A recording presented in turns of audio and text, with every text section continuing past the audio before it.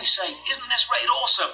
And, well, you've not got much to go off to answer that question. You can say how it looks or sounds or how the surface mechanics seem, but you've got no time invested into the game and no emotional connection to any of the characters in it, so the raid to you has no emotional impact. You don't know who you're killing or saving or why. That's exactly how I feel here.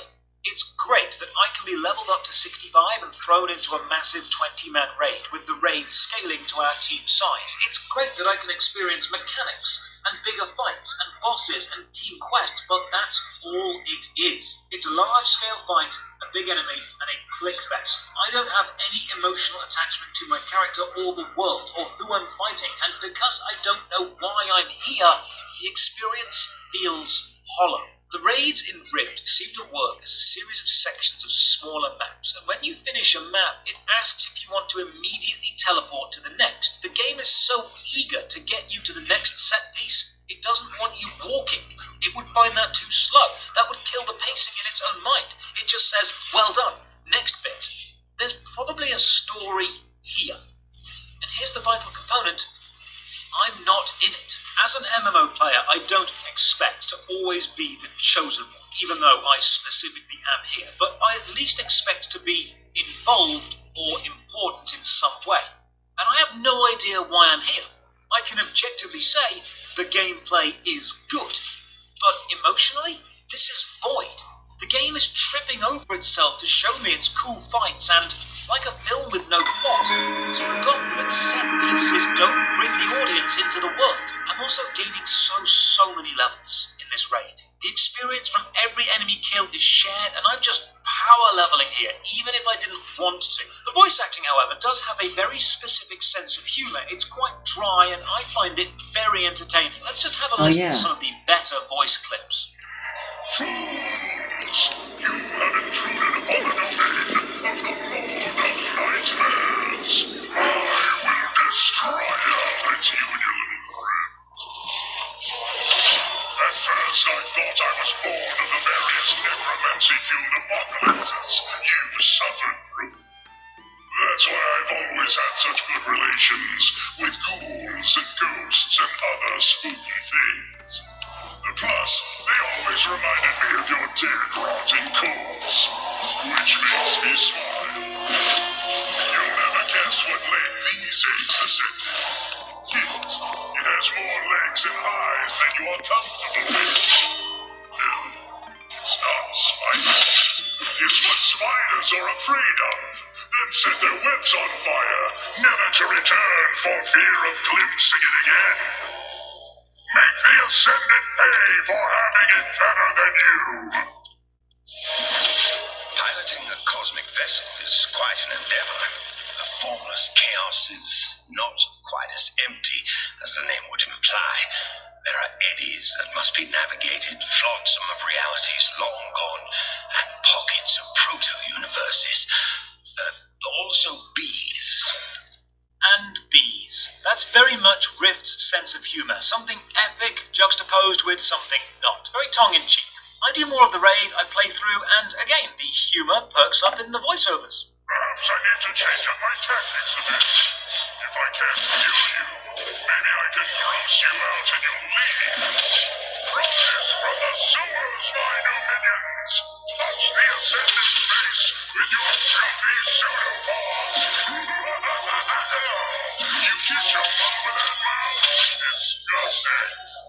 So far, Rift isn't bad. In fact, in several elements, it's very good. The UI is fantastic, the small graphical flourishes are a nice sign of above and beyond detail, the skill system is vast and varied, the combat mechanics seem really solid, even in a raid. I've had no lag at all so far, and every player seems to be important. The scaling has balanced nicely, it feels that I am helping, but not overpowered. Even the story is suitably epic, even though I don't feel personally connected to it. Fighting through a dream realm to free the goddess avatar of justice from a waking nightmare. I'd probably enjoy it even more if it worked up to it instead of being thrust on me, but that's a consequence of allowing players to join a raid without working up to it. It is the con that comes with the easy-to-join raid pro. Rift, as it is now, feels like a Michael Bay movie. It's flashy to look at, but I don't feel invested. I don't feel involved. Yes, it's impressive, but there's not much going on under the emotional surface yet. This is a long-ass raid, too. I've been here 90 minutes and we finally get to the final boss. I was kind of expecting something else, too. I mean, this dude looks cool. He's definitely huge, but he's standing up tall and we're on this platform, so everyone is just attacking his crotch. We've basically fought through a nightmare zone of unimaginable chaos just so we can wail on this guy's rocky balls. The fight itself is flashy. There's ads and lasers and damage zones and mechanics, but still, Demon Crotch wasn't the boss I was expecting. Oh, by the way, by the end of the raid, I'm level 30. I was 10 when we began. And we kill the final boss, and guess what happens? The raid just restarts from the beginning. No setup, no story, just boom, back at the start, same group, go again. I lead this group because honestly, after a 90-minute teleporting set-piece to set-piece roller coaster of a raid, I need a break. This whole thing was a rush. It was non-stop. There are no down moments in a Rift raid. It's always doing something from start to finish, and that might sound good, but it's actually an issue of pacing. The highs only seem high if you've got the lows to contrast with. But after all that excitement, returning to the main game, the main Overland story quest, just feels so dull. I just freed an avatar from a nightmare dimension and now I'm back to killing cultists. No! I've tasted raid content. I can't go back to this dull overworld questing. I find an NPC healer and pay off my death debt. The cost is trivial since I've made so much from the raid, and I try to follow the story quests for as long as I can. Let's just have a glance at the cash shop, shall we? A level boost to 65. Not the top level, but close. Costs 6,000 of these gem things. How much would that cost me? Wow, 30 quid. 30 quid to skip the leveling process, which honestly doesn't seem to take that long with raids, although people have told me it slows down around 50. Oh, there's also a patron system where you can become a member for £10 a month, and then you get bonuses in the shop and stuff becomes cheaper too. I also have a patron system, but that is only from £1 a month. Yeah, seamless plug. Oh, the cash shop, however, does let you buy what looks like very, very good equipment. I mean, look at the stats on this Celestial Slayer Warblade. I don't know if that's considered the best, but it's better than what I've got. So while I can't say this is definitely pay to win, it's definitely pay for an advantage. Back to basic quest, kill some mystics, burn some barricades, make some progress, and finally manage to put into words what makes Rift so odd. Rift isn't bad. It's not objectively bad at all. It's well made, with solid systems and a fun gameplay loop, nice graphics, great sound, freeform class building and easy access to raids, but it's not world class either. The best way I can describe Rift is this. Imagine you're flicking through the TV channels, because it's 1999 and people still did that, and you start watching an action film halfway through. You're not quite sure of the plot and the acting is passable, but you enjoy what you see. You likely won't remember it in the future, but your time watching it was enjoyable enough. That's Rift. If you've ever been walking around the shopping centre and heard some really good music playing in a shop somewhere, good enough that you stop and go, this music's really good, but not good enough that you actually go and find out what it was?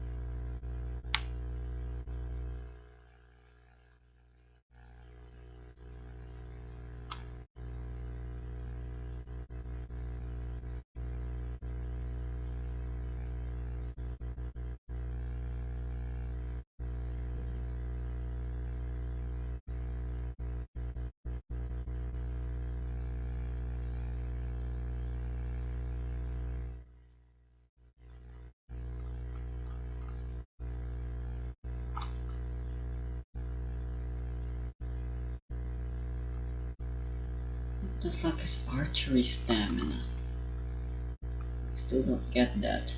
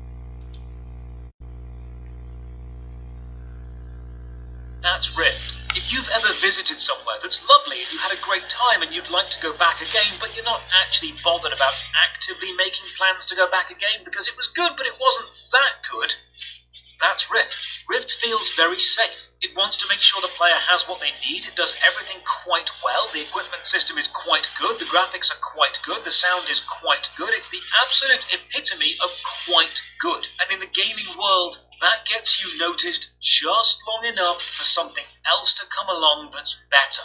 Rift is slightly above average cheesecake. It's the nicer bread at the baker's. It's just above average quality clothing. It's good, but it's not so good that you'll go out of your way to get it. I do more quests while I think of more ways to describe Rift because honestly I don't need to critique the mechanics or the design because they are solid. Rift's problem isn't a design one. It's an emotional one. Have you ever had a hobby that you really enjoyed but then one day you stopped and you just have no interest in returning? You don't dislike the hobby and you'll talk about it bluntly, you've just not got any burning desire to pick it up again. That's how Rift feels to play. It's not bad, it's not fantastic, it's just an acceptable MMO released in a year when many acceptable MMOs released and a year before Guild Wars 2 released. I get a free mount from this gift box. It's a cool mechanical looking horse, but honestly I'm more interested in doing more raids. There's a theory in game design that if everyone likes your game but no one loves it, it will fail. Games need dedicated, fanatical fans to survive, and while Rift clearly has those, it just didn't create enough of them. Its release on Steam helped, but as is the problem with many MMOs, Rift slowly died. See, MMOs face a very paradoxical survival test. If no one plays your game will die, and no one wants to play a dying game. So the moment people suspect no one is playing your game, people leave because they think it will die. Ironically, this causes the game to die. Saying this game is dead can cause a self-fulfilling prophecy where people leave because they believe other people are leaving. Rift had to compete with Star Wars, Terra, and Guild Wars 2, and any hint of failure would have caused people to abandon ship, which is unfortunately likely what happened. The locations in this raid, by the way, are fantastic. This crystal chamber has a fully 3D rendered ceiling, even though it doesn't need to be rendered, and it looks stunning. That's another strength. A lot of things exist in this game, especially graphically that I've noticed so far, that don't need to exist. That ceiling doesn't need to be detailed. Almost no player is ever going to look up for any length of time, but they did it anyway. The original design team here were clearly good, so I have a sneaking suspicion it's a combination of bad marketing and bad business decisions that killed this game. not design choices. If you like the raids in World of Warcraft but you don't want to pay a monthly sub, Rift is a decent substitute. The bosses have mechanics, are well voice acted, there's a sizable community remaining. I mean, it found me a raid twice within seconds as a DPS. Clearly there are people playing, but even within that raid, people come, people go, the raid continues. There's no connection to my team here. I don't feel this is our victory, it's just a victory.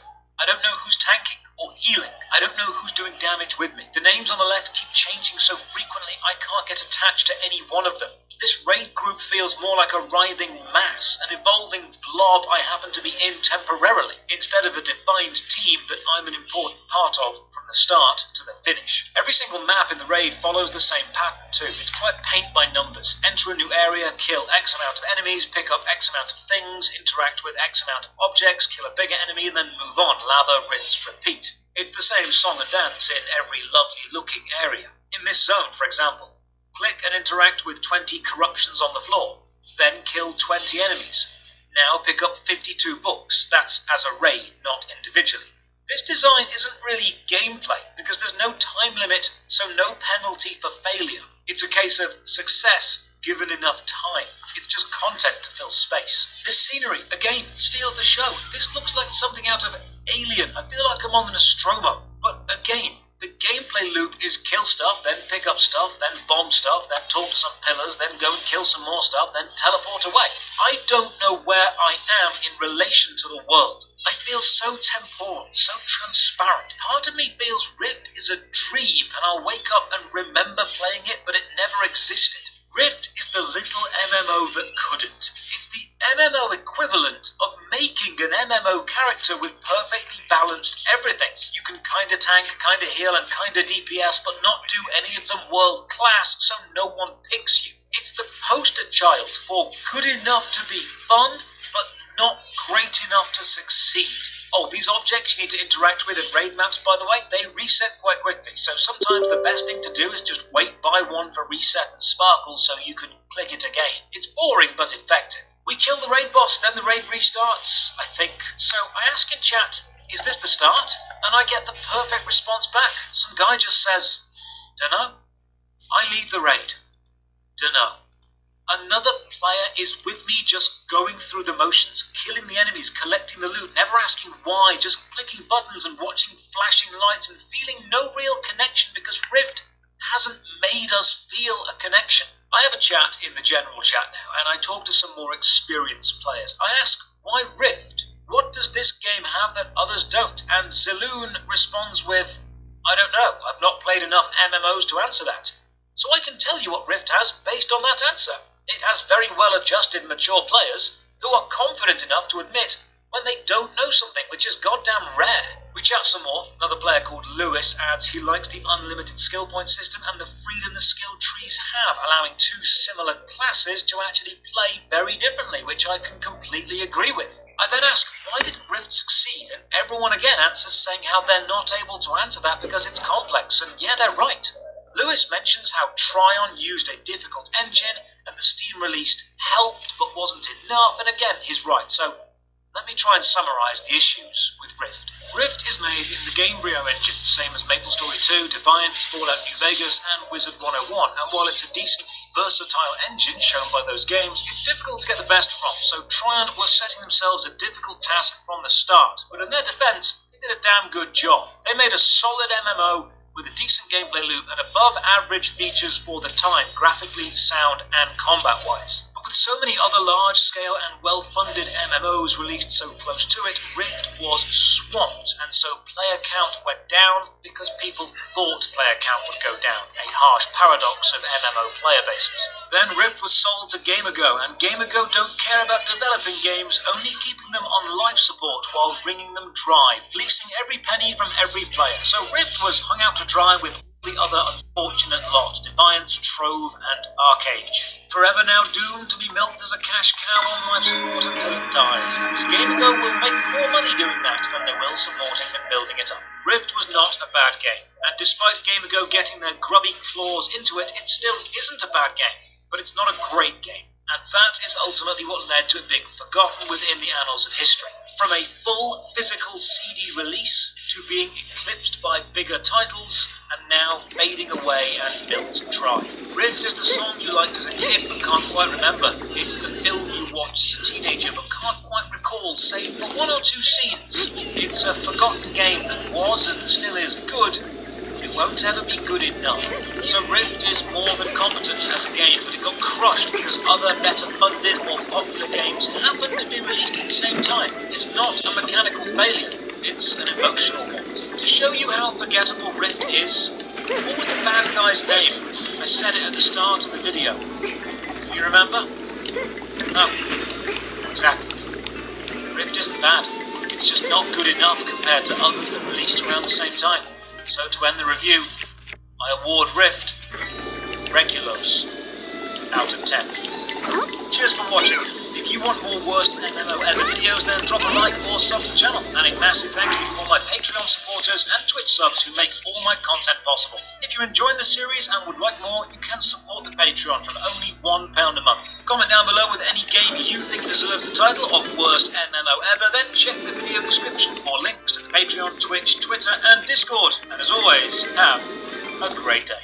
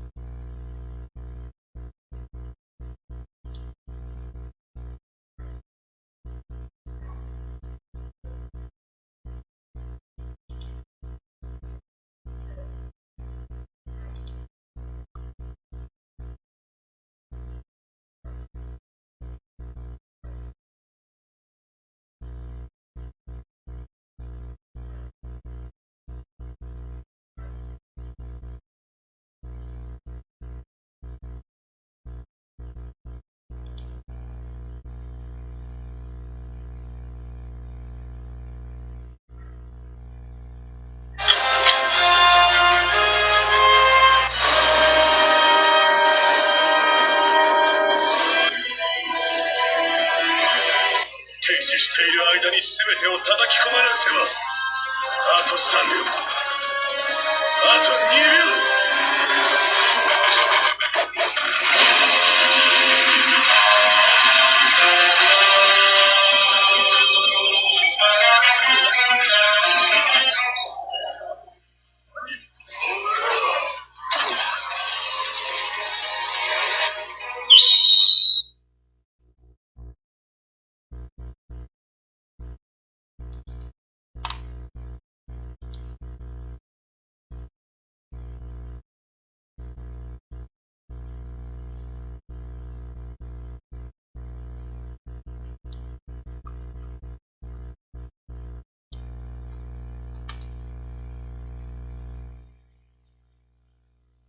Welcome to Revox Info. In this video, I represent the evolution of Mr. Hirohiko Araki.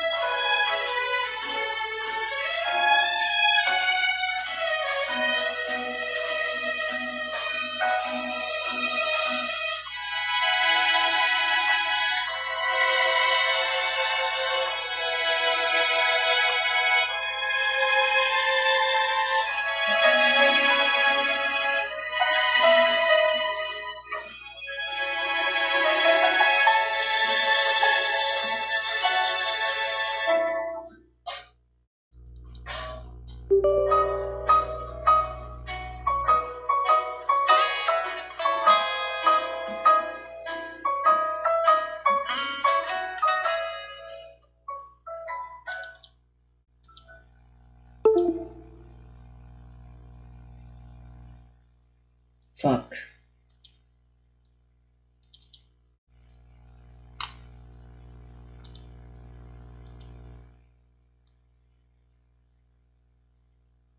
Oh my god, another broken spellcaster. Today it's time to talk about Sorcerer. In 5e, sorcerers are strong, but people often dislike the fact that you cannot prepare a lot, which is fair enough. It's a bit annoying. This has been changed in 1D&D, but that's not all. They've received a ton of buffs, making them even stronger than wizards. And wizards in 5e are known to be the strongest class in the game. The king has been overthrown. Welcome to Pack Tactics, where everyone is born with magic. Sorcerers now have access to all arcane spells, which includes basically all the wizard spells. That means they get access to spells like Rope Trick, Wall of Force, Magic Jar, Simulacrum, Force Cage, Antipathy, Sympathy, and more. But that's not all. Additionally, sorcerers now cap at 22 prepared spells instead of the previous 15. This is a big deal because it allows sorcerers to prepare many more useful spells. It's unclear though whether future subclasses may include even more spells, but we'll see. But these two combined is a massive boost to sorcerer. Like, oh my god! At level 1 they get 2 spells, and both of them are basically never worth casting. It's Chaos Bolt, which I made an entire video talking about why it sucks, and a new cantrip called Sorcerer's Burst. It's only available to Sorcerer. This cantrip does a scaling d6 damage, but with the special property that makes it explode on a 6. Meaning you roll another d6 and add the total damage, but it's limited to your spellcasting ability modifier. This is way too low damage. Yes, I know it explodes, which increases the average, but damage is all this does. and it does bad damage. If we assume a +5 bonus, you do about 4 damage on a hit at level 1, and 16 damage at level 17 plus. This is lower than Ray of Frost, which does more than just damage. The feature that gives you these two spells is basically nothing burger. I would never cast either of these spells. Font of Magic has been nerfed. Sorcerer levels are a prerequisite for creating spell slots now. It's okay, I don't think it's a big deal. Meta Magic got some huge changes. First, it got moved from 3rd level to 2nd level, and many of them also got reworked. Additionally, you get 3 at the start instead of 2. You get 3 more at level 13 instead of 1 at 10 and 1 at 17. And you get to change your selection every long rest. I actually think this is perfect. I'm fine with this. I would like to see this in the final product. Meta magics are really cool and quite essential for my idea of 5e sorcerer. But I don't want to go through literally all the changes to meta magic because there's a ton of them. But generally, many of them got better and close to each other's power. I actually think that's impressive. Like, Careful spell now prevents a creature from taking any damage, and Heightened spell now costs 2 sorcery points instead of 3, as well as imposing disadvantage on all the target saves against the spell rather than only the first one. One that I will mention in detail is Twin Spell. This was basically the best one in 5e, but now it's worse in some ways and better in others. Now you can repeat a casting of your previous turn by spending sorcery points equal to the spell's level instead of a spell slot. So for example, you cast Fireball 2 turns in a row with 1/3 level spell slot. I gotta say, they did a really good job with everything involving meta magic. I'm really impressed. I actually love this. Good job. I'm also really impressed with Describe, where you can get professionally written box descriptions of basically everything. Thousands of scenes. Wait, it's actually more than 10,000 now. That's really impressive. Google, you got the name wrong again. I like my pronunciation better. Anyways, with Describe, they've got fancy maps too.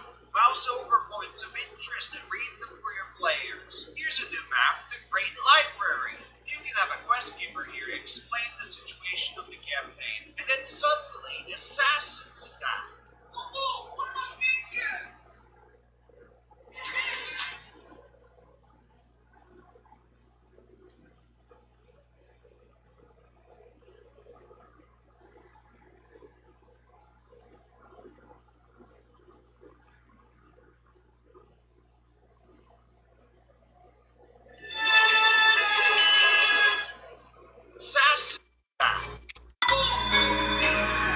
That's a good idea. And then you play cool battle music and sound effects to really immerse your players. By the way, I'm using their music throughout this entire video. I highly recommend you check it out. Link in the description. Describe.com/PackTactics. And if you like what you see, they hope to earn your subscription. Use the code PackTactics at the checkout to get 10% off your first subscription payment. At level 5, they get a new feature, which is basically just a spell. Sorceress Vitality. This seems situational at best and not often worth the 3rd level spell slots or whatever. They get a similar thing at level 7, a spell called Arcane Eruption, which is similar to a 4th level casting of Fireball, but it's a Constitution saving throw and deals 66 damage of a type of your choice. It also has an additional rider effect. I don't know exactly when you choose your die, but if it's after rolling, then this is a pretty decent spell, as there's a decent chance you get 1 die roll with a good effect. At level 9, another spell, Sorcery Incarnate. This again is not a spell I'd cast. Sorceress Restoration moved forward from 20th to 50th level, and it's even improved. You basically need to take 1 less short rest, because you also gain them back when rolling initiative. While this is a buff, I do like it, because it makes meta magic more prevalent. And finally, we're at the strongest capstone I've ever seen, Arcane Apotheosis. You get this at 18th level. Now you would think this would be an epic feat, but it's not. You are now so suffused with magic that you can alter reality itself. you always have the wish spell prepared, and if you undergo the spell's casting stress, you have no chance of losing the ability to cast the spell. In addition, you can cast wish to replicate the spell of 1st through 8th level without expending a 9th level spell slot. You instead expend a slot of the replicated spell's level. Once you use wish in this way, you can't do so again until you finish a long rest. You usually undergo stress from casting wish by doing something other than replicating a spell, which is, for example, giving people resistance to damage types, get a lot of money, heal people, etc. These are basically options you should usually never use because you have a chance to lose the ability to cast wish. But this is not the case for sorcerers, which basically means with some downtime, your entire party will have resistance to every damage type in the game. And that's not all, you also get to cast 2 9th level spells a day! That's super strong! You would think this would be an epic feat. This makes epic feat look ridiculous. Anyways, this feature is really cool, and I do approve of it. But I believe that the first part should be completely removed. I really think giving people resistance to all damage types is way too much. And by the way, I'm not saying 2 9th level spell slots isn't a big deal, but this is a capstone, and I do think this is appropriate for a capstone. Let's look at the Scaly subclass. Their HP increased a bit through Draconic Resilience, and their AC was improved. But for the most part, they're still better off wearing armor. They also get a fluff feature called Draconic Speech, which is similar to Draconic Ancestor. I think this is really cool, I like it, but I would like this to work with written text as well. At level 6, they now have an always-on damage resistance. It's definitely better than what it used to be, I approve. At level 10, they get to exhale a 15-foot cone of damage instead of single target damage using Sorcerer's Burst. You will need to get dangerously close for very little damage at this point. I don't really think this is any good, but it may be better than casting a cantrip in certain situations. Finally, their level 14th feature got nerfed quite a lot. Dragon Wings used to give you wings you could use at any point, but now you need to concentrate on a seemingly bad spell, Sorcery Incarnate. I think a good way to improve this feature, but keep it quite limited, is to allow people to fly while they concentrate on any 5th level spell or higher if they used a spell slot. Overall, Sorcerer was buffed by a ton, and I would prefer if they got toned down. Maybe the best way would be through nerfs to overpowered spells though. I'd also like if they moved some power to their subclass instead of their main class stuff. Let's read a comment before I leave. Hermes says, I'm interested to see if you will do a full DPR comparison of the old champion with the new champion. I got a few comments about this, and for now it's a maybe. I might do it after the playtest, but there's 2 reasons why you shouldn't need to compare them. One, we can already see it. If we look at the weapon properties and the martials that are in this playtest, we can already see that the power core has been raised, and that's obviously good. However, the ceiling also needs to be raised. That's what I would like to see. That's what I'm commenting about. Reason number 2 is, if I do the math, if we do the old champion with the new champion, we find out that the new champion is, let's say it's 50% better for some reason. That sounds good, and it is. Number bigger, obviously, right? But I'm literally comparing it to something that is actually trash. If I'm comparing this to trash, then I'm intentionally muddying the water. This is not going to give you a good picture about the actual situation. We should be comparing the new champion with this brand new sorcerer. That's the conversation that should be had. When I made these 2 videos, I had the martial and caster disparity in mind, especially in this playtest. I just went over sorcerer just now. There's no way that new champion fighter is anywhere near that level of power. That explains the thumbnail to the lastly, looking at it from a new viewer's perspective, I should have been more clear about my comparisons. I screwed up big time there, but if you're watching this video, then you get it. Shoutouts to Trinity, by the way. I understand why we do the comparison, and it's fine. We're obviously looking at it from different was, and I don't think we disagree with the caster problem. Anyways, end the video. Remember to check out Describe, by the way. Thank you for watching. Bye-bye!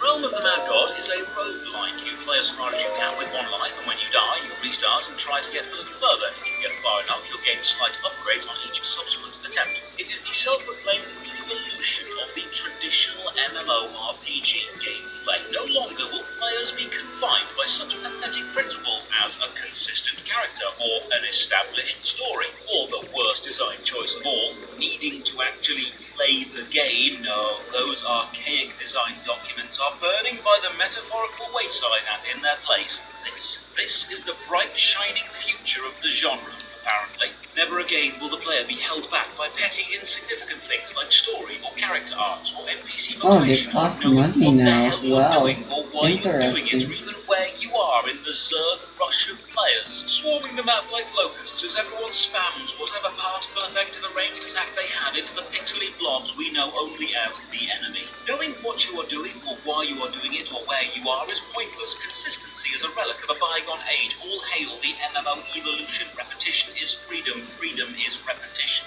Then die and restart and try to hail a little better. Repeat ad infinitum. Enjoy Realm of the Mad God. Ladies and gentlemen, welcome. I'm Josh Hayes, and this is Worst MMO Ever, a series where I play every MMO I can find in a journey to find the worst. Drop a like on the video or sub to the channel for more MMO stuff. Bell for the future notifications, and as usual, a massive thank you to all the supporters on Patreon and Twitch who keep the channel alive. More on how you can support at the end. Now, let's begin. Today we are playing Realm of the Mad God. It's on Steam and it's free, so let's give it a go.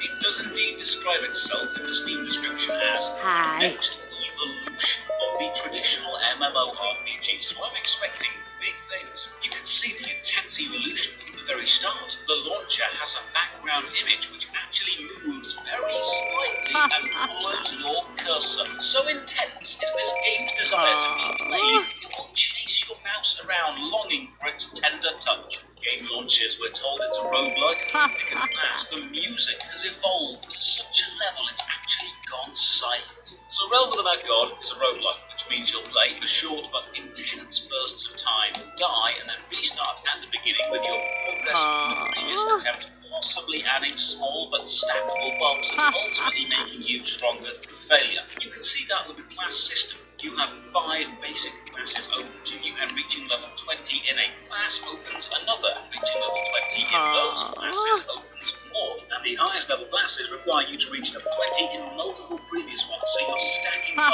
previous gameplay attempts to unlock something new. Other with Wizard and Restart the Game, top-down viewpoint, WASD movement, left-click fires an aimed shot, right-click explodes a magical bomb wherever my cursor is. You can see my HP and MP to the top right, both restore slowly whenever I'm not in combat. Now, Realm of the Mad God is a pixel graphic game, but it does have some pseudo 3D environments. You can use Q and E to rotate the camera, which gives the walls and floor a small amount of depth. Then you can press X to offset the player's sprite from the center of the screen to the lower edge.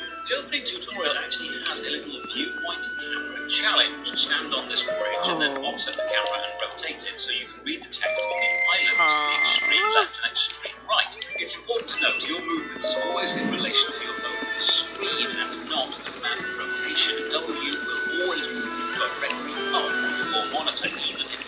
very slightly rotated. We're told Realm of Mad-God is a hardcore, permadeath game. Any items, weapons, armor, or potions you have on you when you die will be lost, and you begin every new life from fresh. And now we kill a chicken.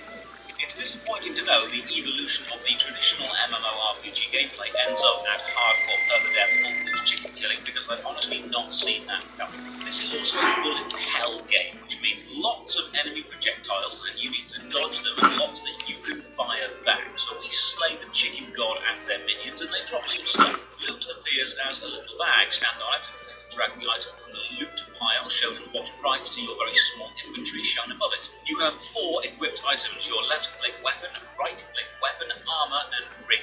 If the weapon or armor piece is an improvement, it will be shown in green when you hover over it. If it's a downgrade, it will be shown in red, which is useful because you'll be equipping new things mid-battle, and you've not really got time to be doing complex paths in the middle of an intense poetry-based firefight. Step through a portal and get given our first quest. There's no traditional quest list. That feature evolved so hard it grew legs and walked off. You will always have a highlighted enemy to kill, shown by a little red square icon around the edge of the map, guiding you to them. You've also got a mini-map from the top right. Sometimes the enemy will drop health potions, little red vials. You can drag them into your thin potion pouch bar, same in blue mana potions. You can double-click this to use them. We now get told about the journal, an in-game written tutorial. Another surprise. I was banking on the genre evolving to have in-game playable story-driven tutorials, but no, it seems the text dumped one. We're told we can press R at any time to return to the Nexus, so we do this, and now the game begins. What do we do now? Where do we go? Who are we in relation to this world? What would be an ideal recommended narrative thread to follow? All those questions your unevolved brain wants to ask. But Realm is superior. Realm does not have a storyline, or a narrative thread, or a driving focus. Realm has evolved past the need for these petty things. Realm is gameplay in its purest form. It's a perfect numbers go up creature, and the most enlightened form of numbers go up is the cash. Okay, really, Realm of Mad-God is alive mechanically. It's fast, flashy, controls smoothly, and the combat is responsive as hell. That's basically all it is. There's very little story or plot or quest or anything you'd associate with the RPG acronym. It's about killing stuff, and that's it. After the short tutorial, which is actually quite nice, you're thrown into the Nexus, and now there's nothing to even hint at where to go. I figure out your mental wall, not often these open-world killing map novels, but everyone's standing around doing nothing or go and find out something. The main issue with the Nexus is how invasive and oppressive the cash shop is. It literally takes over the center of the hub zone. It's shown in the open world with items being scattered around on the floor. It's so pushed, it's impossible to avoid. All these things that you can walk over and see the stats for, this is the cash shop. The hub is divided into sections. There's cosmetic skins, dungeon keys, level boosts, extra inventory slots, and in every section there's a gold coin letting you buy Realm Gold. But if walking is too much effort, there's also a button at the top right that can open the Buy Realm Gold screen. Honestly, I was hoping to play the actual game before the cash shop was thrust on me, but this is so gratuitous. It's impossible to avoid. Microtransactions literally take up the majority of the central floor space of the living area. So fine, your way, evolve on. Let's look at the cash shop first. Realm of the Mad-God is a game about killing lots of nameless minions, Zerg rushing across a map, killing a boss spawn, and then doing it all over again until you inevitably die. So most of the cash shop is focused on making that process easier or more enjoyable. You can buy Realm Gold, 500 coins for just over £4, 16,000 coins for £81. That's just over $100. Then, with Realm Gold, you can buy cosmetic override skins for the classes or the pets you can unlock, like this Ice King Knight skin for 3,600 Realm Gold. Hang on, 3,600? That wasn't a pack size, was it? Oh no, it wasn't. It seems as the MMO evolved, the abusive pricing structure decided it was peak efficiency and has remained the same. You can buy 2,600 gold. Enough? 7,000 gold. Too much, and that will set you back 40 quid. So you could buy the skin, but you'd be left with change, which is designed to annoy people into spending more, which you might find is not quite enough to buy anything good. There are also an extreme amount of buff items, more HP, more MP, HP restore, MP refill, experience gains or boosts, but also increased damage for X amount of time on a single map, increased defense, even increased drop rates. If you want better loot, you can just buy a better chance. Or you've got keys for dungeons. So this means entering dungeons is a limited activity and money lets you do it more. Good to know. Look at the amount of keys this is selling me right now. Look at the sheer amount of money you would have to spend to get everything in this game. Look, if you're a fan of the game and you're thinking, oh, that's unfair to go straight to the cash shop, you didn't even try the main game. I am reviewing things in the order the game has presented them to me. This is the biggest, most obvious use of the Nexus. This is what new players will see no matter what direction they go. This is your opening experience. But hey, if you're too tired of walking in the in-game overworld to get to items, look, there's an actual shop interface too. By talking to this shop wizard, you can open the shop. Oh look, loot boxes. Small chances at legendary items or weapons or cosmetics or armor or pets or blacksmith materials. In a game where you die and lose everything. Well, that's good. Well, someone spent money on stuff and you might die and lose it. But oh, hang on, you don't lose everything. You can get some soul-bound stuff. So dying and losing everything is the focus of the tutorial and one of the main selling points. But it's actually only a mechanic for me. So I'll leave the shop and get back to the game. Honestly, I don't know what to do or where to go. This is the least glorious, evolved player experience design, and I am an unevolved, filthy casual, unable to comprehend its majesty. Seriously, where do I go? I just go up, and I find 2 portals leading to the word cube, and 1 leading to blob. All other shapes have obviously evolved away. Now the glorious nations of cube and blob wage endless war, with fanatics of each swearing undying loyalty. I mean, look at Xylix here, just blasting the blob with ceaseless fury. Their conviction seeps into me, and I begin to agree. Death to blob, all hail cube. You enter a world, you arrive on the beach. You'll also see a massive group of players just hanging out at the spawn site doing nothing. They have evolved beyond the need to seek out gameplay. And as we'll see later, they are waiting for gameplay to come to them, lying like an alligator waits for a gazelle. Don't check the accuracy of that before I don't. We'll patch a ball for people who are full of small things which really want to die, so we bless them with our magical wizard blasts from our magical wizard stick, and they ascend to heaven. Follow the red icon to my first quest and discover this crab. My first quest is to base this crab with my magical wizard power until it dies. Doing that gains me precious experience, and I continue on to fill the world with my hot wizardy rage. I'm glad I've got this massive invasive wall of text at the top left, obscuring a quarter of the playing space, because the only thing more fun than a bullet hell directionless MMO is one where I can't see the playing area. The intro was fine. I had direction, I had purpose, I felt in control. Now I'm lost. The varied background textures are so wavy and the aiming cursor is so small, I am constantly losing my own cursor in the mess of projectiles and enemies. I have to whip it around just to find where it is. After dominating this beach for a while, I return to the Nexus and see what else there is to do. There is a daily quest which has a daily login reward and then some more complex systems I've not been introduced to yet, like blacksmithing. So not too much help for a new player. And if you walk all the way to the edge of the Nexus, it's just a black void. It's not a consistent map. The rest of reality has clearly evolved away into nothingness, finally accepting the insatiable, unstoppable march of time would render all things a blank and empty void. Back in the world, there really isn't anything to do.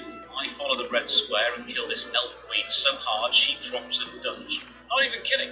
Not a weapon or an armor, she just drops a dungeon. So after killing the elf princess, I rush up to the body and enter her hidden dungeon. The dungeon is a forest maze. It's full of moths and evolved forest creatures and has an interesting effect where the connections are hidden under all the enemies have this super irritating effect called Confuse, which randomizes your controls for a short time. So up is now left and left might be right. You do eventually learn the evolution of the traditional MMORPG still has circle strafing as the best technique in any fight. Find and kill this giant moth boss and get teleported back to the realm battle map. Get a red quest to go and kill a spore, so I do that.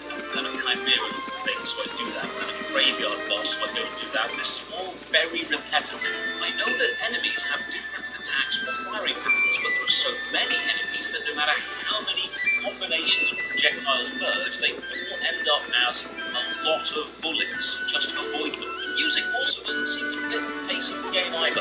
Have a listen.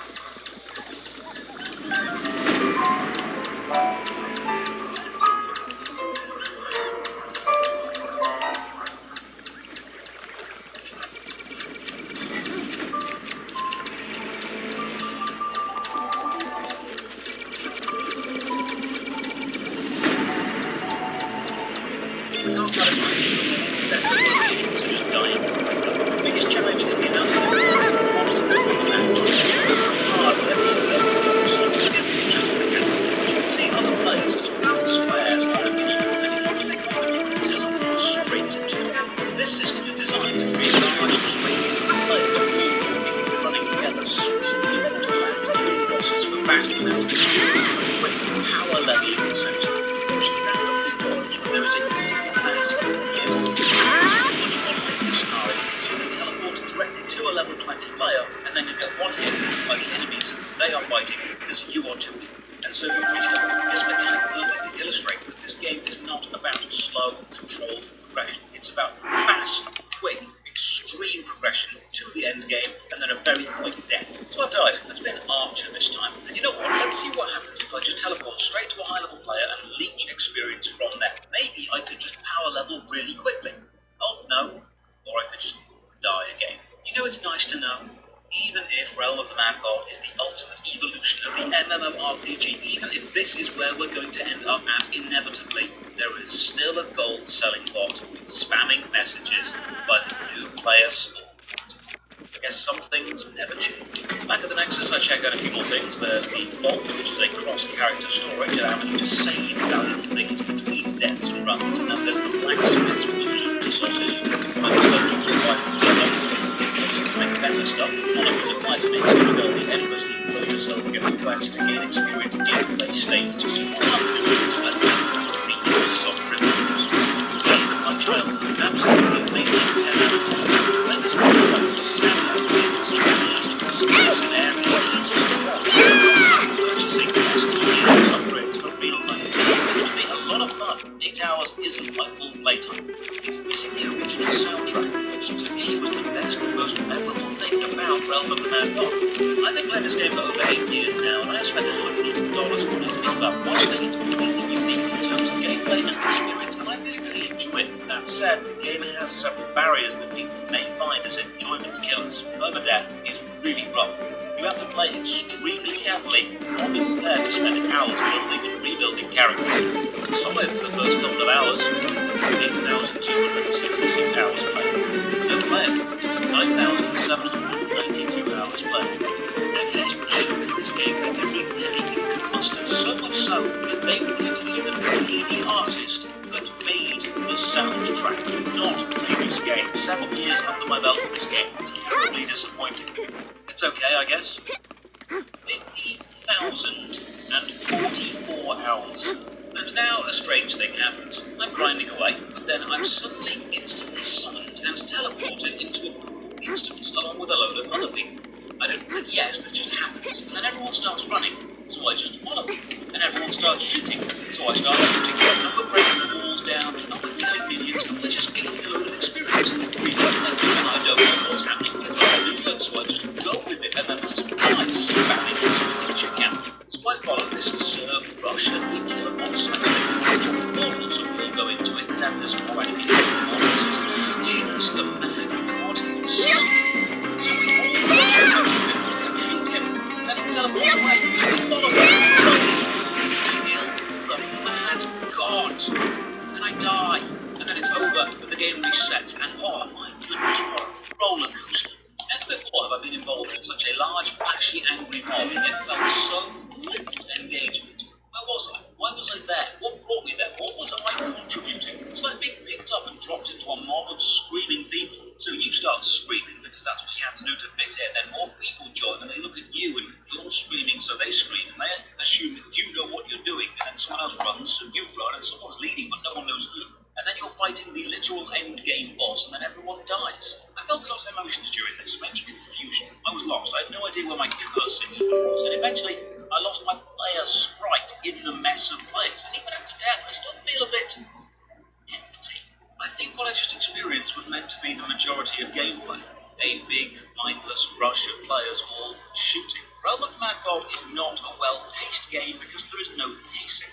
This is also why everyone was just standing at the spawn-in zone. If you wait long enough, a dungeon event just begins and you can follow the crowd and gain a load of experience and items. It's the most efficient way to play the game. I suppose one of the best aspects of Realm of the Mad God is you know if you like it or dislike it really quickly because it shows you what it's all about really This is the opposite of it gets good 100 hours in. Normally games make you play a long time until they show you what they can actually do. Realm of the Mad God shows you pretty much everything it has to offer within the first hour and then just asks you, want to do it again?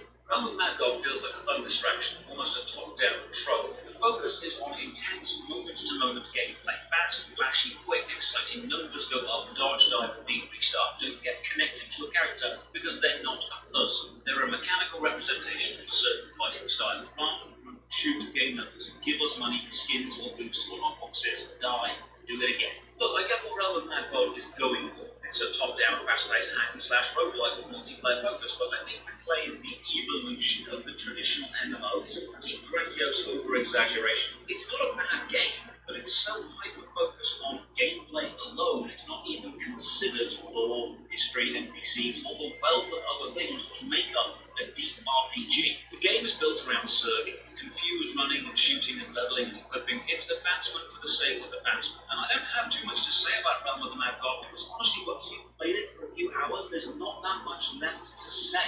It's very open about what it is. It's a heavily monetized hack-and-slash roguelike with a focus on repetition and overwhelming enemies with a sheer massive players, more than having a single player having any real direction or sense of purpose. This isn't really an RPG you can log onto as a solo player, play casually, have a meaningful adventure for a few hours, then log off, and then you can return the next day and continue because you can't connect to your avatar. This is bullet hell other people. Personally, I don't think this game was aimed at me because I want to know my RPG to be a fleshed out, fantastic world with history and also the future. I want to know I'm playing a part of a small forging of a new existence. I want to feel I'm an adventurer in an adventurous land, travelling through the harsh wilds or exploring the thriving towns, meeting the locals and getting involved in local troubles. Becoming known across the land, I want to know the evil threatening the land is more of a deep, multifaceted construct or a concept and is in some way commendable. Making the ultimate decision to stand against the moral choice and less of a big bad evil guy cliche. Realm of the Mad God, however, lets you go into a dungeon and drop by code. I do commend Realm of the Mad God for front-loading the gameplay experience and just hoping you enjoy it enough to play it for a few thousand hours. At least it's honest with what you're going to get. There is a god, he is mad, he has a realm, go and shoot stuff until you die. Then you'll then go and shoot stuff again, spend a lot of money to make this process easier and faster. Wait for some random Twitch streamer to start a dungeon and advertise their channel, and you would just follow the crowd. So to end this review, I will award Realm of the Mad God Cube Orville Belike, Lord's son. Cube side represent where the cube's at. Out of 10. Cheers for watching. Another massive thank you to all the supporters on Patreon and Twitch. If you keep the channel alive, you can support from only £1 a month. Check the video description for links to Patreon, Twitch, Twitter, and Discord. And as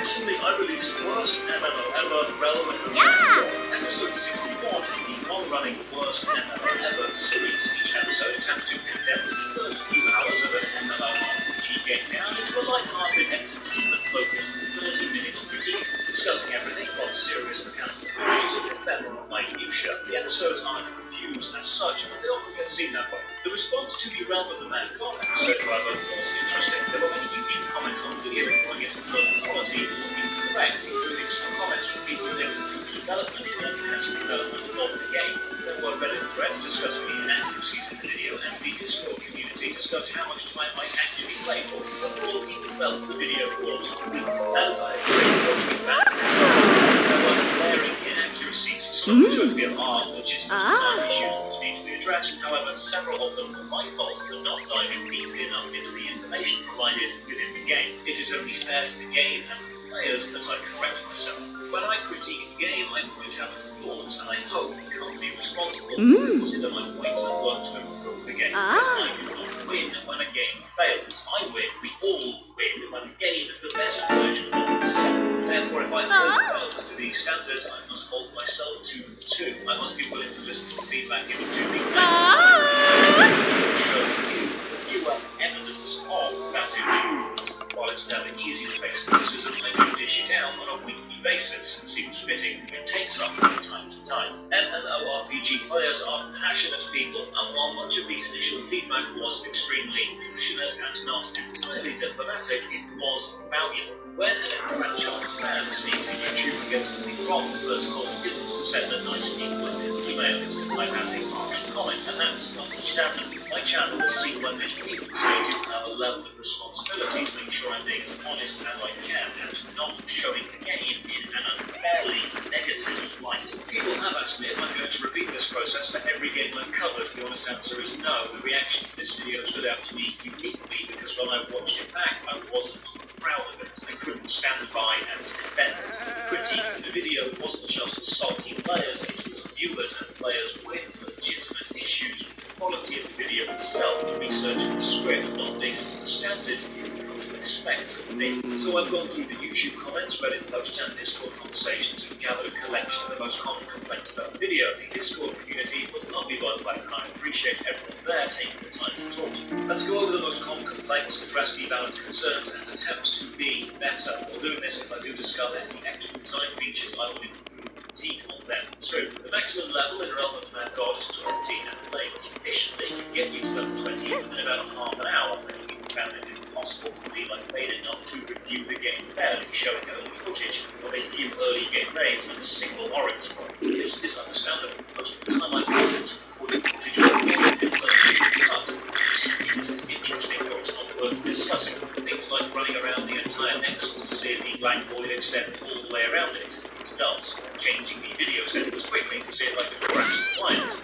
Don't. In my older videos, I made jokes on video settings or customization options, but here they are solid. A lot of my time I try to create content on, because the foundation of the game is solid. Mechanically, it works fine. I did, however, play the game for less time than my other reviews. This was because after a few hours of gameplay, the experience became repetitive. While it was still enjoyable in a growth-like fashion, it wasn't generating any new insights or content I felt could be added to the video. Hour 6 was much the same as Hour 3, at least for a new player. You'll be grinding, dying, and repeating what to do, watch.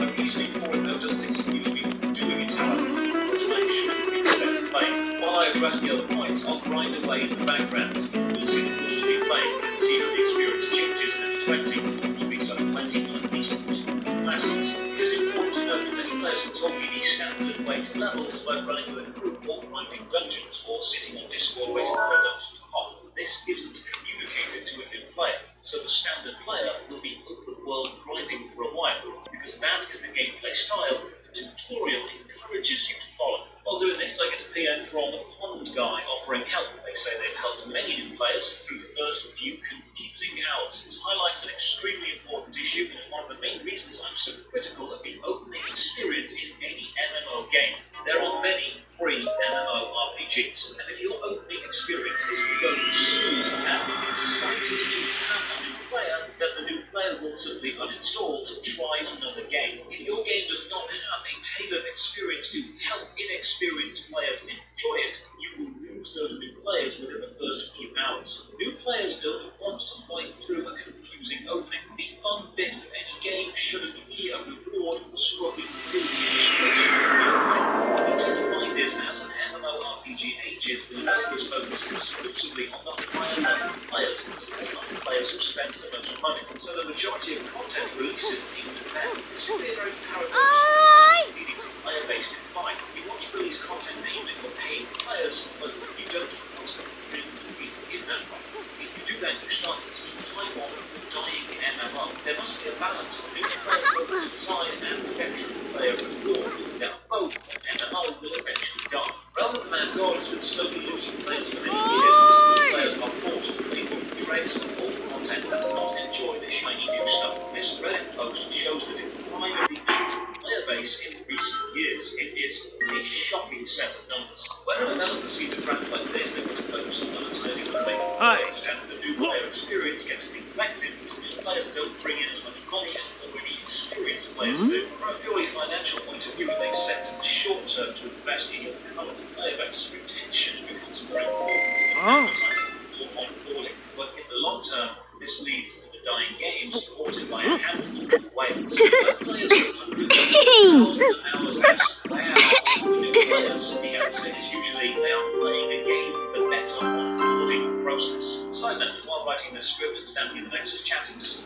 Player Codex, if I pronounced it correctly, showed me a hidden path to the west, which leads to a hot spring area.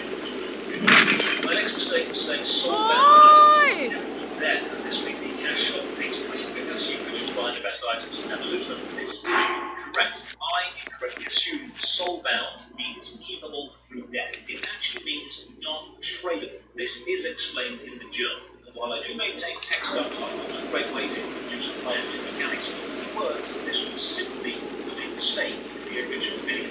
I made the cannot lose on death assumption because I could rather a game selling you a box with 1% drop rate of legendary items, drop rate and post, which could simply be lost on death. A player would spend a great deal of money to find these high-end items, a great deal die and then lose them all. So lot boxes and ability enhancing items aren't consistent ways to win. They are temporary painful advantage. So the joke line of using items is a mechanic for people because of the work. The reality is using items is a mechanic for everyone, but the ability to be more quickly is a privilege for rich people. Another area I didn't touch on was pets. Because as a new player, I simply have been exposed to the journal tells me I can get eggs, bosses, and pets, moving to the player base on one of the most paid big systems. You buy a brochure and cash shipment to use each of the pet has a power level, higher costs, or you also need your pet later than you think I can get. While Googling about pets, I discovered the bizarre, and while I may have felt I was part of the floor space dedicated to the cash shop Nexus, this Grand Bazaar is just gratuitous. It is a full shop. You can buy a legendary mystery egg, 3,500 realm gold. I asked around and the community explained to me, you get a legendary pet and then level it up. You need the heal and magic heal abilities. And to find one of these in the wild to get it as a drop from a boss would take hundreds, possibly thousands of hours, or you can spend up to several $1,000 on it. These are the specifics I, as a new player, will never be exposed to until I was established in the game. And this I feel is a shame. If pets are such a powerful and important mechanic aspect of the end game and exposed in a good way to start tutorial, such as a week and body round, let the players enjoy a newer, more fleshed out system and see it part of its name. But like new discoveries should be my initial discoveries. That's a failing on my part. The original video will below the quality you deserve. That's not acceptable. I made my living with TV, streaming out to take advantage of the expectations of what took place. It will get but just because I am exposed to things, you deserve better than me. Time, it will be intense, but I deserve natural community to meet viewers in the video, especially if you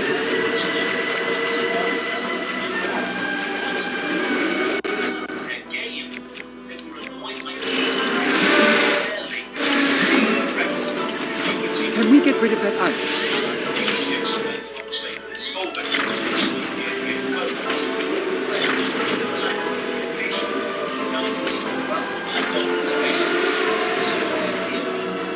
Shock arrows ready? Things which actually need fixing. After the video, many players reached out to me mistakes and fixing. I don't usually see the aggressive or angry side of any MMO community, but the majority of players genuinely do want to help. It is also deeply ironic that if the developers of Realm of the Mad God had put half as much effort into keeping new players as the Realm of the Mad God community put into offering to help me understand it better, it would probably have the best new player experience in any MMO. The worst MMO ever series is indeed the provocative title designed to generate an emotional response, but I don't want it to be to set up a question and answer it there. Games are capable of entertainment based first, that's true, but that doesn't mean I get to be lazy on the language. Any shots? I do not ever want you as a viewer to blindly support, especially if you feel I'm not producing content of the quality you have come to expect and deserve. If I'm going to call out the MMO industry, That's it. licensing, I expect you and encourage you to do the same to me. So after driving to level 20 on a few devices, Let's go. I'm changed about the original video. What's that ice? Another's perspective is very time consuming, and if the experienced player knows tips and tricks,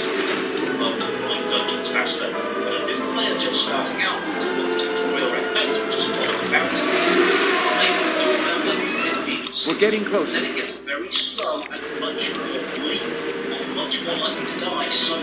It's a lot more punishing. Hitting 20 as a new player doing the game record.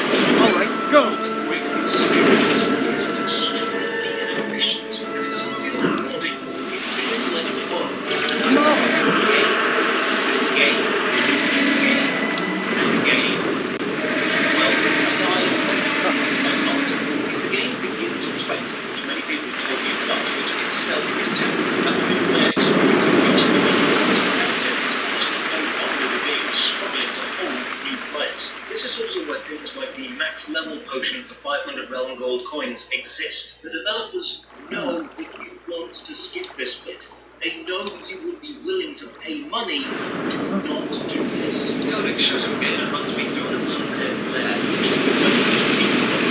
It's one of the only viable ways to play the game is to know someone who will be playing the game. A true solo play, a new player, one not wishing to spend money, really struggle to get on the leveling ladder. I find a couple of eggs during my playthrough. I hatch them and get a pet Dreidel, feed it some of the mini-boss icons I've found. Feeding costs Well, Link, fade here we are. to get another egg. Looks like this is where the real work starts. This one has eel and magic heat. Best of The two luck. things I've been told Nice to job look out cutting off the for. water Pets, flow on from the this other divine hand, beast. do last through death. This means if you spend real money to buy realm gold and then purchase a legendary egg and get a very good pet and then spend more real money to feed that pet, you are Show buying the enemy yourself no fear. a permanent I'll see you buff back on at Zor's every domain. character you play as. Farewell. Now I know some people are going to say that's not pay to win because you can get the eggs through enemy drops and you can get all the items in the game. And while yes, you can, there is a distinct advantage in a player spending thousands of dollars without over a player not doing that. Reaching level 20 on the Archer is actually somewhat bittersweet because I don't feel any different. What happens now? Well, I may have unlocked a new Finish class, the so no need to add some more classes first. Another issue I'm seeing is whenever I hit level 5 on a character, it says, congratulations, you have unlocked, and then shows me a new class, but that's wrong. It was already unlocked from the start. Hitting level 5 on the priest says, congratulations, you've unlocked the archer, but that's not true. I've had the archer available from the very start. It's like how hitting level 5 on the rogue said I'd unlocked the warrior.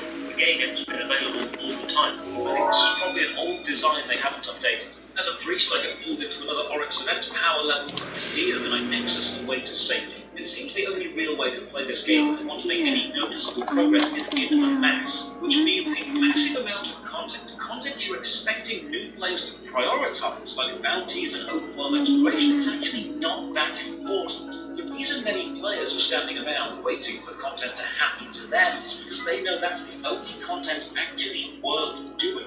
If you actively go off to try and find adventure the way the game encourages you to play, you're actually playing extremely inefficiently.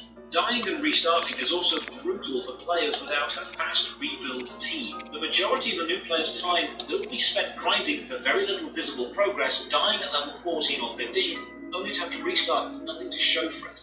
This is very demotivating. I seem to be getting the same feedback from many higher level players. The foundation is fine, the game systems are fine, the mechanical gameplay moment to moment is fine, but the monetization is becoming more and more pushed. The new player experience is dire, and the reason many people are playing now is simply because they've been playing for so long already. It's a comfortable place to be. Realm of the Mad God is more of a community than a game, insofar as if you want to actually get involved in the game and advance at it, or run the higher level content, the open level content really worth running, you need to be involved with the community. It is very difficult to play this solo. Now, the players themselves are extremely welcoming. The issue seems to lie with the development company. Current players care about a new player's experience than the developers seem to. Because current players know how lacking the new player experience is. I think the development team are banking on the current player base of 80 players and giving them a well-designed in-game tutorial should give them to seem to players into the game to current player base. There were many players giving me items as well, and also killed into the game. I get each slightest boring bit. If the boring bit is they don't make the new player experience again and again. One of the comments on Reddit reads, they might never to expect some players to learn how to play. And I do think the game has expectations and you need to get to and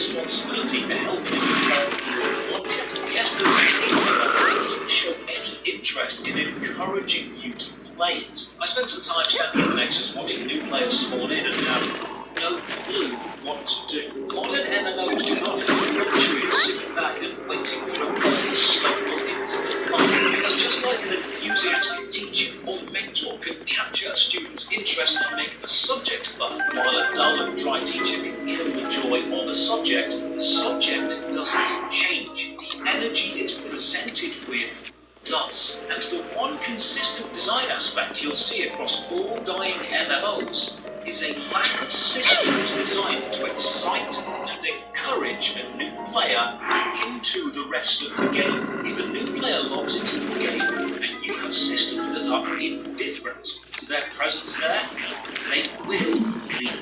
To put it very simply, if your game doesn't care about new players, why should new players care about your game? Then I do some more grinding and this random gold dragon spawns in at the end of a very easy pirate dungeon, and I spend about 10 minutes trying to solo. This is way too hard. So at the rate of these lads getting into it, dying more time than I can remember, I build on the way I've got this system of mechanics poorly explained. In their experience,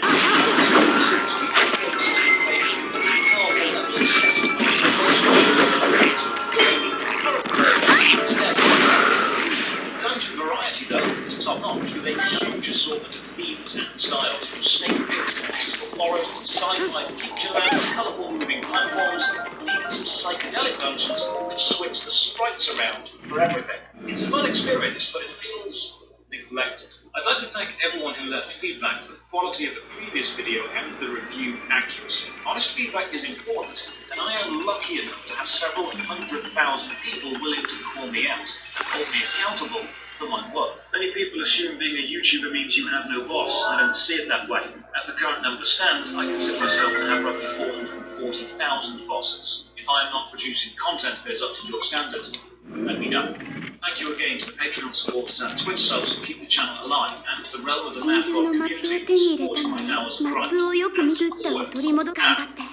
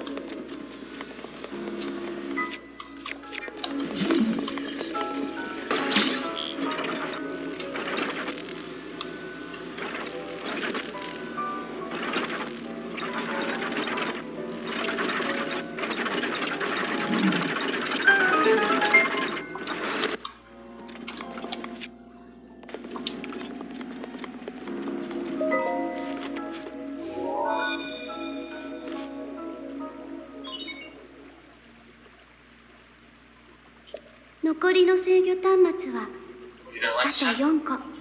It's got skulls. And mandibles. And more mandibles. And blades. Oh my gosh!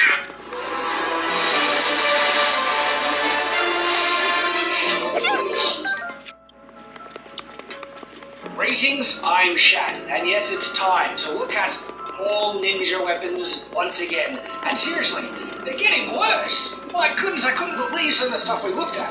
And what do I mean look at? Have I already looked at this stuff? Well, this is actually a really fun supercut of the live stream that we did, looking at more ninja weapons, where I am joined by a wonderful Shadow Wrestling co-host named Adam Tyrant.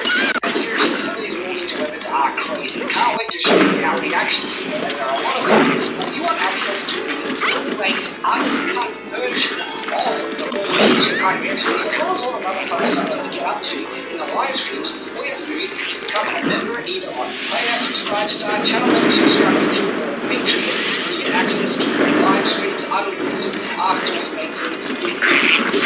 Now, what our opportunity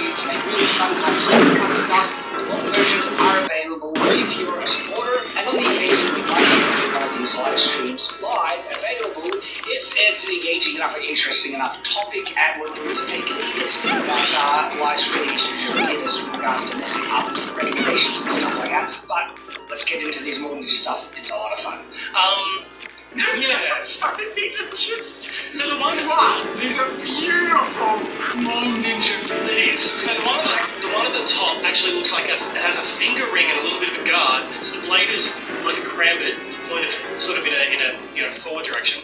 The second one reminds me of a gun out of Halo. I know, the middle one is the most small ninja one. In terms of that's a center spike. Yeah. You actually grip it. It's got a pistol grip on it. That's hilarious. Now, and the bottom one looks like a fish. There are classic more ninja things like unnecessary spikes and like just indents on the blade that would make it less functional. These spikes can get caught on flesh or clothing and just stop, and so it makes it less functional overall. And there's a difference between spikes and serrations. They are different things. Serrations are very useful. Now, in terms of the handles, the most functional handle is the top one right here. You could actually get, I reckon a bit of I would say so because you see these ones that usually have like with that top one, for example. Now with that is I've seen people who have knives like this and check this out, and you'll see, let's say for example, someone, of equivalent height of souls, will be handling it, being that's amazing, and because you'll be going over to, say, a small little girl, and she won't be able to hold it properly because the finger guard no longer fits it. You're right, and there are guys with like crazy tools. Yeah. Nate is holding my very first and this is fantastic. Yeah. Like if you want an example of more ninja, this was like the only type of stuff I could buy back in the day. Online shopping wasn't it? And I was just lucky that Adventure Camping Store decided to sell random swords at one point. And I had blue mine. And yeah, bought it, and I cherished it so long. I cherish it for the amazing piece of crap that it is, as a great, glorious example of fittings, like already loose. I wouldn't say so. Hang on. I would say that the quality is really bad. I would say the quality is really sporadic. Like the casting, for example, on the is actually kind of nice. It's got some tense and on a compliment though. like that's very easy. It's like $3 for one of those. It doesn't matter. You can't say the whole thing is bad. It has pretty features. Thing underneath here, see underneath the wrap here, it's a sticker. This thing is gold out. Can you see these fake hammers still? It's mostly disappeared. And that's not from polishing. That's actually boring in age. You can barely. Wow, that actually comes up really brightly on the camera. So that is a fake hammer. That is just done through etching, just to give the look of it. Classic Law Ninja thing. And a classic Law Ninja, like, fake katana, is how consistently the hammer is. If you see a hammer that's got this perfect kind of like, it was never so perfect like that on any traditional katana. So if you see one that's so perfect like this, that is like classic Law Ninja. I like that sound. It sounds like a fake gun. It sounds cheap, like it's not cheap. I kind of like, there's a certain thing where someone do the action of cracking a gun. It sounds like a cheap B-grade movie. I love that sound. It reminds me of the 80s, Tara. It reminds me of the 80s. So, fingering the guard. So when you bend your finger down like this, there's still a blade pointing forward. The cutting edge of the blade is pointing towards you. Well, that's the thing, because you're right, it'll be pointing down, not out. You know what? I think this would be great. I think this would be absolutely great if you were something. You could cut thread. You could just want the blade on the end of the finger, though. It's like a finger-breaking device.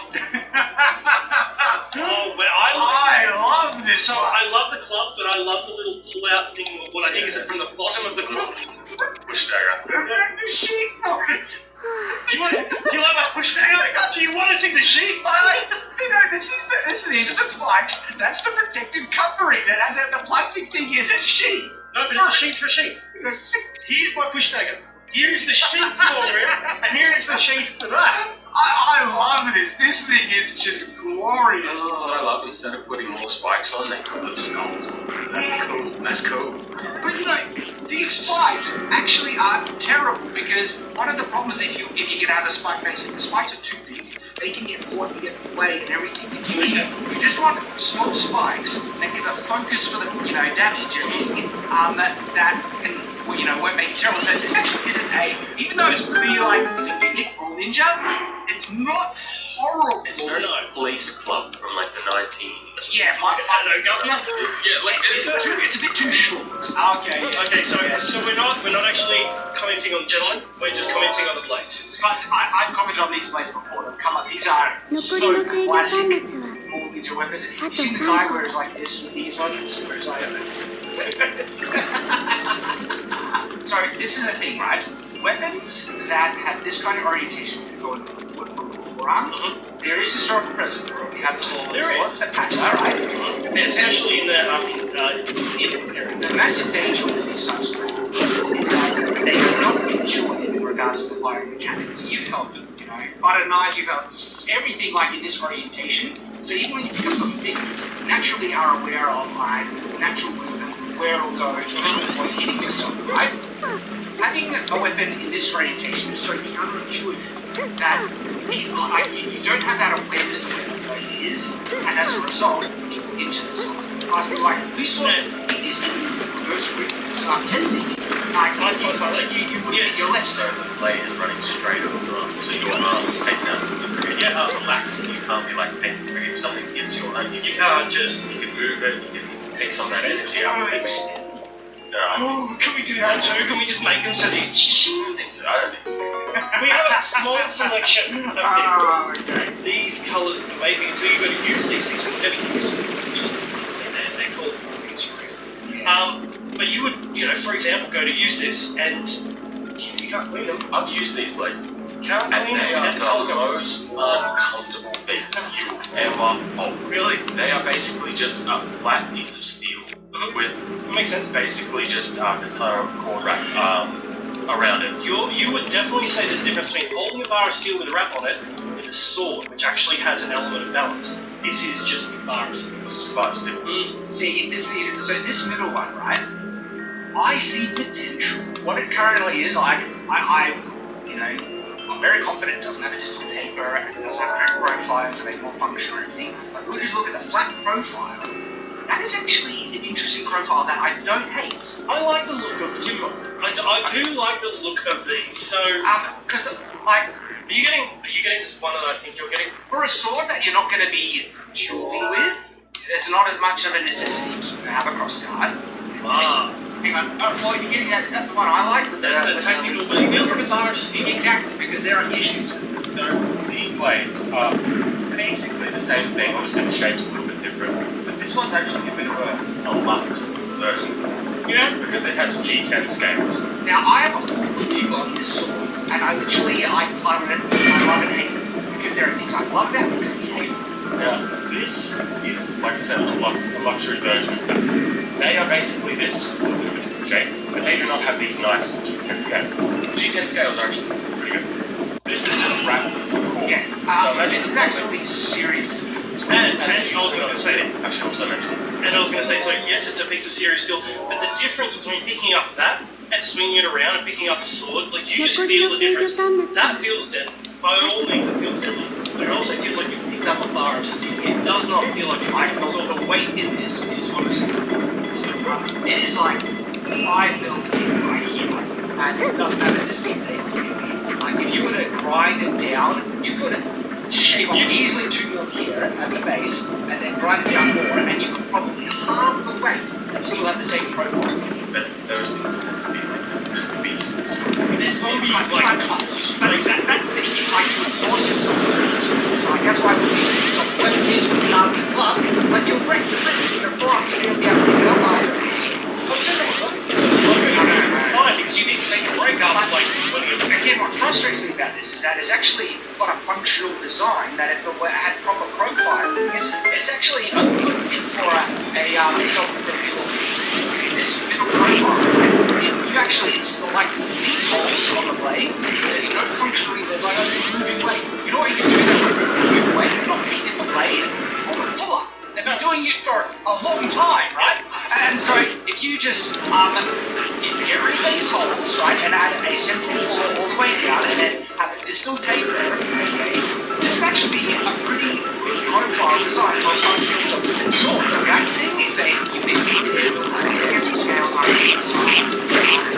it's just like, look at the cutouts. What is this? Yeah, but like this at least has like I just like not only is it shaped, it's sort of wrap on that fine. These are not the same. They're very thin, and the cord on it isn't as big as I think.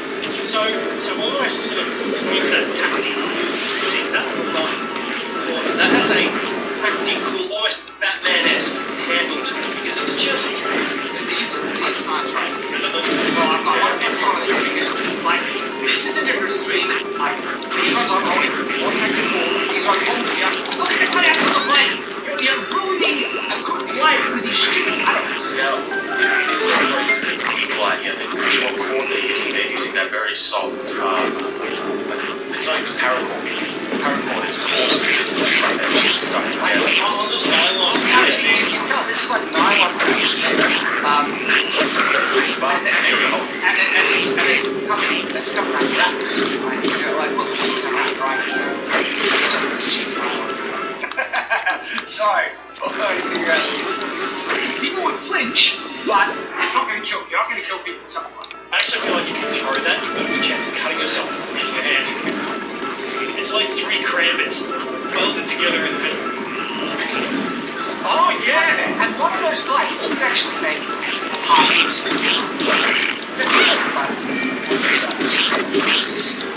Best operating corner. It's probably one of the best blades on it. I hate the profile. I hate the look. Just, no. Oh, here we go again.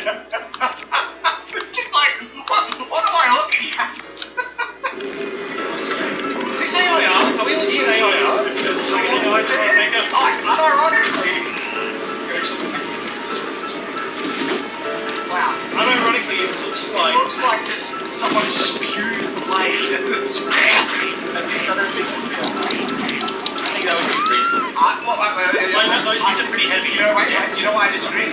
Maybe finger should go here, which is the orientation of the hand on right behind. Yeah. Oh, yeah. Jab right into this team. It's got a glass breaker on the back, so it's somewhat functional.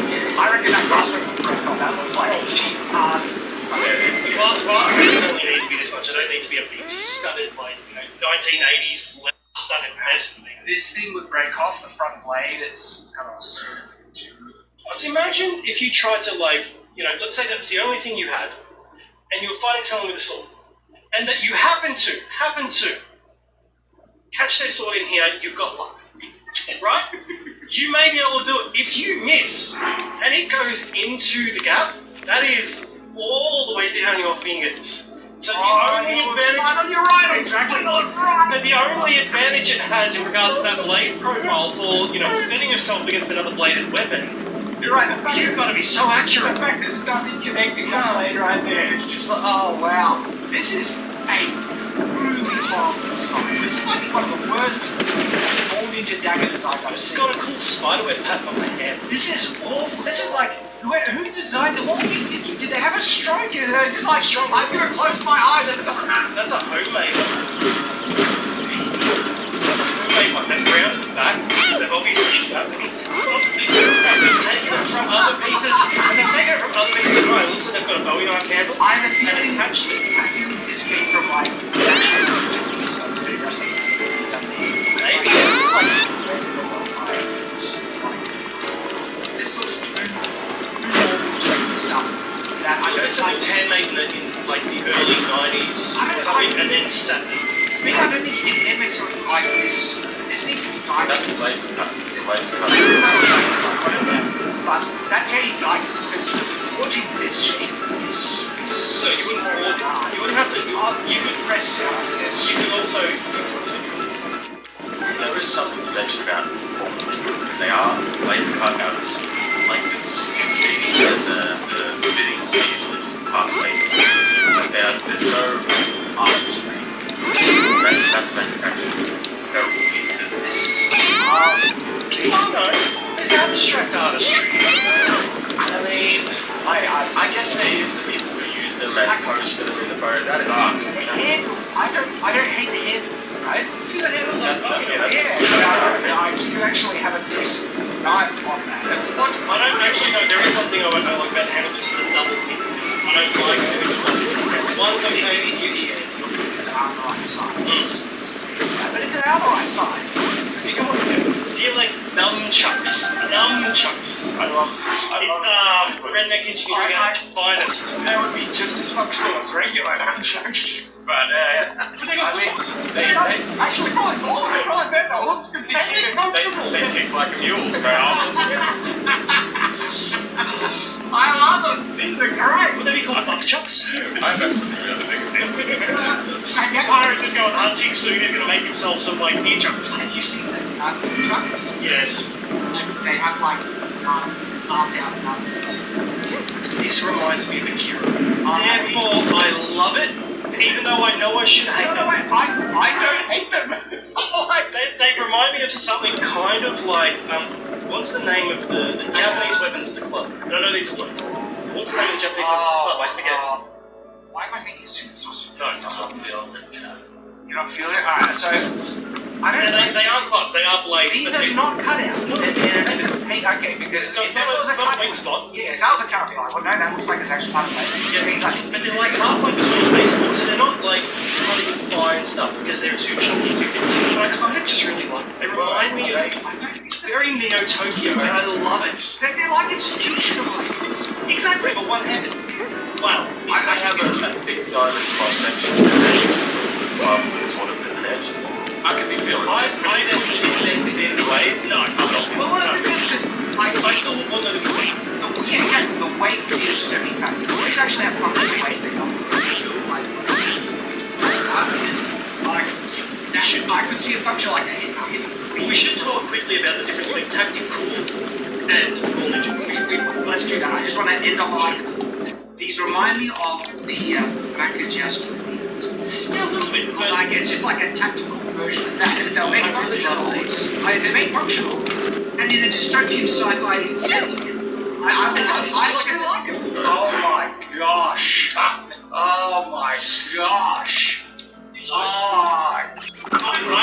There it is. This is giving me a stroke. This is. We're having a frogs on the screen. As a weapon, I hate it. Absolutely. Funnily enough, something to all this. As a tool, there are people who use hammers on ropes and springs. And I haven't seen ropes. I've seen really flexible handles to reduce hand shock. Ropes. I'm gonna have to find it. You're gonna have to find it, Okay, but as a weapon, oh my god. Oh gosh. Like, I am not a fan of blades. I think this is just like a concept. I know, but it's different. Yeah. But like, look how long the chain is. Like, one of the things with flail is that the chain shouldn't be so. Look, sometimes there are examples, but if you want to avoid it into the knuckles, have the chain shouldn't. The best part about all of this is the fact that it's a claw hammer. If you want to use the back end, I love it. Oh my god! Yeah. I like this one though because it's his mouth. That looks like it's on top. Yeah, this is the ring like that. That's a helmet. Yeah, that's like the bottom of the helmet where like the mouth. Oh right. So you're putting your finger through his mouth, and then you've got the. Still, like these things are so stupid. Like if you want, a break your finger device, just have one of these. You don't have to try to reach into your pocket forgetting you've got it on. Like, you would rip jeans, but if you're ow, something or you have to go to. I think the edge is on the upper side of this one because the quality. On the bottom. Yeah, sorry. I think the edge is. It's just very because the 280p. Practically, it's like you can have a concealable little knife with a blade as big as that, just with a little handle, and they're functional. But I think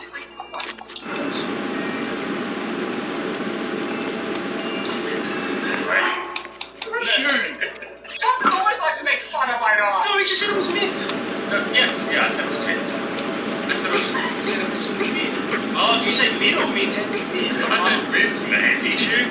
Nay, silence. Stop. Yes, that's what he does. But I love these little Finger knives. I'm getting my knife. It's a tiny little knife, guys. It's just a knife. After every stream, ladies and gentlemen, we always have to put away so many weapons. It's great, and it's got a comfortable grip. Right there, and it's got a little, and it's very functional. Yeah, zoom in, yeah. Hit this. Right there, all of that. We got it. 残りの制御端末は Alright, that's it. It's really comfortable. It's very nice. Oh, thank you, yes. I agree with you for a second. What? It's what? To certain topics, not this one. That's pretty average numbers. Everyone's against me. It's fake.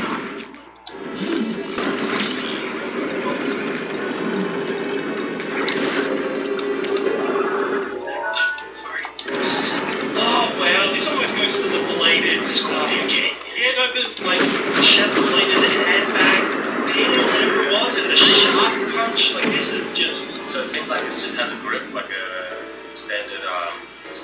It seems like you would cut yourself trying to put it on. Yeah, probably. I don't even know what you would do with it, but yeah, press one face with it.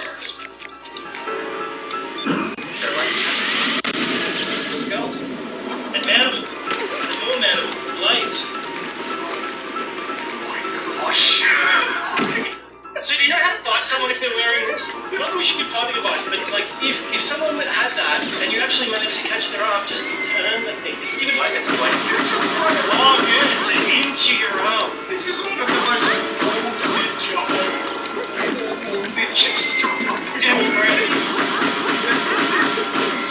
You're right up there with their handbags. This is. I'd be shocked. Imagine getting green card like this tonight. You're like, You know when I said the other thing was cool, you thought was cool. This is cool. You need help. I maintain that point even before, so. no, we'll get you some takes. We'll get you some takes. If you need this is cool. Seek therapy. I think that tail is sharp, but I don't know what you do with it, but the tail is sharp. Well, I know what part of the tail is. Not necessarily the blade at the end, but that roll, like the actual whole tail, it's just so you've got somewhere safe to grab the thing. No, yeah, but no, the rest of it. Oh, the rest of it. That's so you've actually got somewhere to hold when you're putting it on and off. This is broken my brain. Look at all those little blade catches in there, huh? Right next to your arm. Oh my god. Just to guide it right How into did you the arm. find this? This is amazing. You don't want to know the search. Oh, Wow. This is my time. Look at you, Travis. The exact fantasy weapons. I love good old fantasy weapons. Gosh. I have delved the depths of Warlord territory, and you think you've seen the horrors that the human mind can conjure, and yet you still get surprised. I think there's another one. But is it an axe or like a hatchet, maybe? A shovel with a. What's with the dragon? The dragon. Oh, what about dragon? Hang on.制御端末は So, これで no, 全部 that would. No, that. メイン制御装置を立ち上げられるマップをよく見て Yeah, mounting like on a Unmounting. So those little golden bits unmount. yeah. The wood isn't attached to it. I see. That's an axe. Yeah. Okay, so it's a little double Turn bitted it axe. sideways. That's the mark it's hanging on. Yeah. So the wood is not part of the weapon. So in that case, it's not as bad as I thought it was, but it's still not cool. No, it's not good at all. Don't mind, I think different. Should we jump to the next one?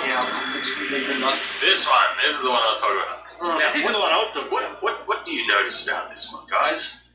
That I feel like I want a pizza and maybe wear a red or yellow or orange bandana. How are those steel blades attached? So that's leather and a bit of what is it? Elastic band holding that to your wrist. I mean, Oh yeah, they'll snap that way. And then there's blades pointed right into your forearm as they snap. Is that why they call him Shredder? If they were actually attached to human people, Which you can do. Funnily enough, how easy is it to attach those to a piece of steel and have that on a piece of leather? Around the hand. All the way around. All the way around. Yeah. But, you know, the punch dagger, you see there, there's actual like a punch dagger. Yeah. Oh, the Indian one. Yeah. My brain just went dead, I forget what it's called. This is very excellent layout. The spikes on the knuckles, they seem... I mean, a little worked up, but if you get close enough to be able to hit the spikes, the blades would be already... No, very back up for us, blades. What worries me though is how they're attacked. If they're just nails punched through, so that you might then it's a problem. Oh yeah! Like, what are the rings on the side? It's got like metal rings on the side that'll make noise. Make some sounds. Wow. Your hands will But make sounds afterwards. I don't think they beat the Scorpion Bracer thing. But this is